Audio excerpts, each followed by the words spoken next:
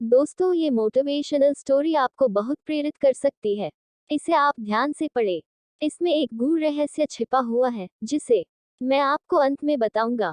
तो चलिए, आपका ज्यादा समय ना लेते हुए मोटिवेशनल स्टोरी को शुरू करते हैं। एक युवा नौजवान लड़का था, लेकिन बेरोजगार था। नौकरी के लिए काफी मशक्कत कर रहा था।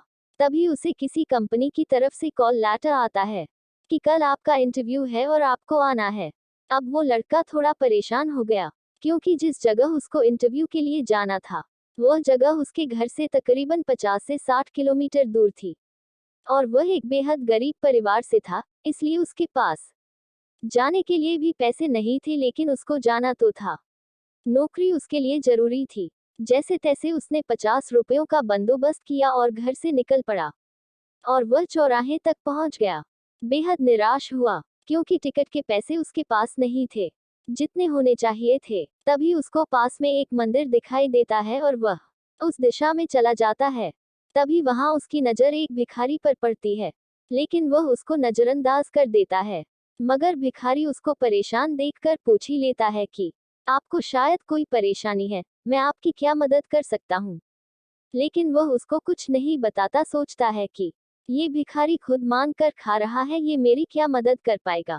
लेकिन भिखारी बुजुर्ग था, तो उसके 2 या 3 बार पूछने पर लड़का मजबूर हो गया ये बताने के लिए कि उसको समस्या क्या है। तो भिखारी ने उसको बोला, तुम ये 500 रुपये लो और जाओ अपना इंटरव्यू दो। वैसे भी मैं सिर्फ दवाई के लिए पैसे इकट्ठा करता हूँ और जो बचते हैं उनको दान पेटी में डाल देता हूँ। इसलिए मेरे ये पैसे ज्यादा काम के नहीं, शायद तुम्हारी कोई मदद कर सकूं तो मुझे भी खुशी मिलेगी।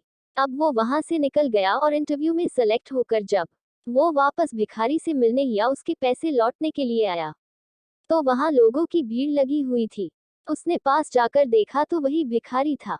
लोगों ने कहा इसके पास दवाई के पैसे नहीं थे, इसलिए आज की दवा ना लेने की वजह से ये चल बसा। आपको क्या लगता है उस युवा दिल की क्या हालत होगी? वही जो अभी हमारी हो रही है। अब मैं आपको मोटिवेशनल स्टोरी का गूढ़ रहस्य बता देता हूँ। किसी भी काम को करने या किसी भी लक्ष्य को हासिल करने के लिए मार्ग में हजारों कठिनाइयों का सामना करना पड़ेगा। अगर ये सोचकर हम आगे ही ना बढ़े तो, और हो सकता है रास्ते में कोई हो जो हमारी मदद के लिए बैठा हो।